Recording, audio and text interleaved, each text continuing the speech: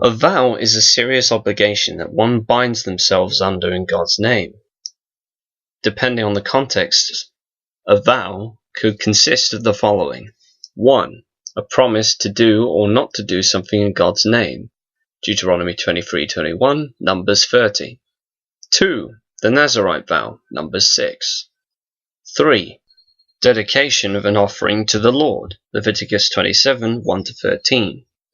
Vows consist of those things, but the most likely vow to be carried out is number 1, namely making a vow in God's name to either do or not do something.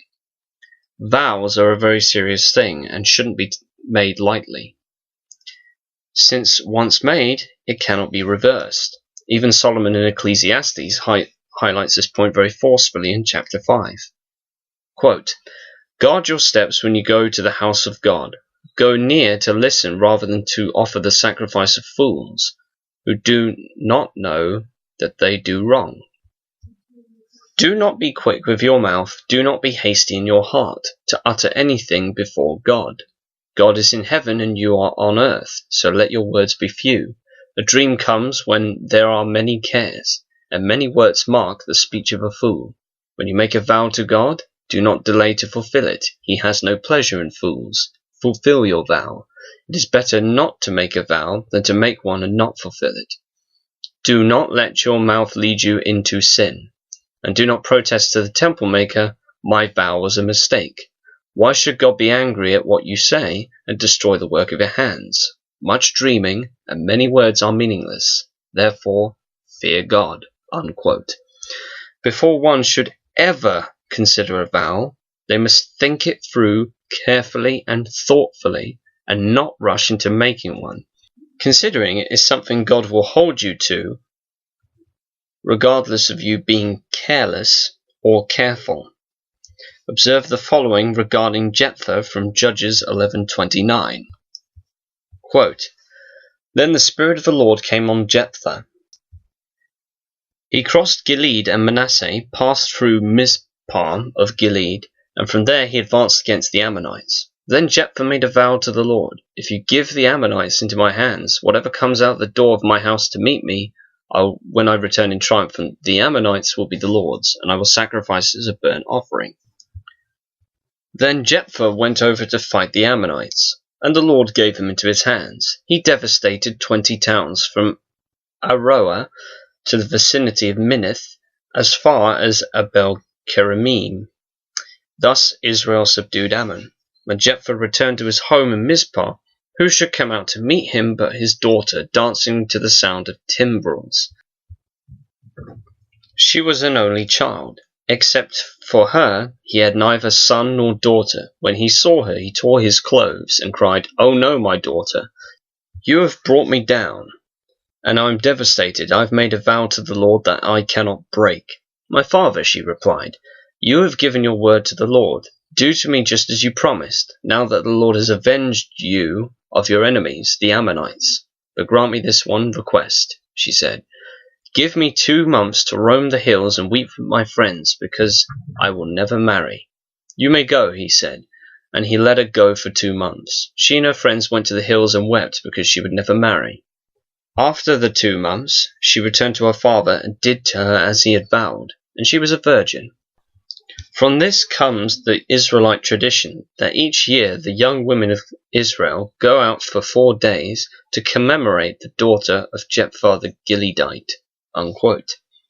Jephthah was careless, and it cost him his daughter. A vow once made must be kept, regardless of the cost. Before you consider making a vow, be sure it can be carried out and that there are no problems to hinder you. Don't be foolish enough to make one and regret it. You're better off not making a vow than making a vow and never fulfilling it. Proverbs makes this quite clear and drives this point home. Proverbs 20:25, quote, "It is a trap to dedicate something rashly and only later to consider one's vows." Unquote. Think about what you're doing.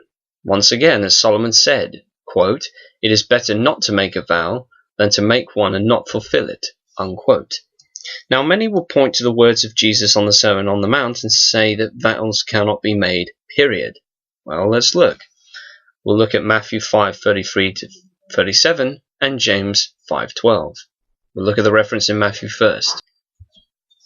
Again you have heard it was said to the people long ago, do not break your oath, but fulfill to the Lord the vows you have made. But I tell you, do not swear an oath at all, either by heaven, for it is God's throne, or by the earth, for it is his footstool, or by Jerusalem, for it is the city of the great king.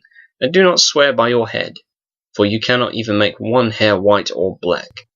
All you need to say is simply yes or no. Anything beyond this comes from the evil one. Unquote. Now for the reference in James, quote, above all, my brothers and sisters, do not swear, not by heaven, or by earth, or by anything else. All you need it to say is a simple yes or no, otherwise you'll be condemned. Unquote. Upon a first glance, you may think Jesus and James are forbidding vows, period. However, we see an example of some individuals in the New Testament who are believers taking the Nazirite vow, such as Paul in Acts 21. Neither Jesus nor James are dismissing all vows. What they are expecting of us is to simply let our words bind us without having to use an oath to keep our words valid and in check. The only time where Jesus condemned a vow in the New Testament was that of the Pharisees and the others' careless misuse of vows, not vows in and of themselves. This can be found in Matthew 23 verses 16 to 22. Quote, woe to you blind guides, you say. If anyone swears by the temple, it means nothing, but anyone who swears by the gold of the temple is bound by that oath. You blind fools, which is greater, the gold or the temple that makes the gold sacred? You also say if anyone swears by the altar, it means nothing, but anyone who swears by the gift on the altar is bound by that oath. You blind men, which is greater, the gift or the altar that makes the gift sacred? Therefore anyone who swears by the altar swears by it and everything on it. And anyone who swears by the temple swears by it and by the one who dwells in it. And anyone who swears by heaven swears by God's throne and by the one who sits on it. Unquote. Yahweh is greater than everything, and nothing is greater than him. Thus, regardless of the thing you swear by, your oath is still binding on you. It is still incumbent upon you. You can swear by a particular object all you like. God will still hold you to account. Paul and James are both in agreement with Jesus on the subject of vows. Having said all of that, it is better to avoid making vows unless you are convinced you are able to carry them out. Hope this video has been a blessing. Thanks for watching.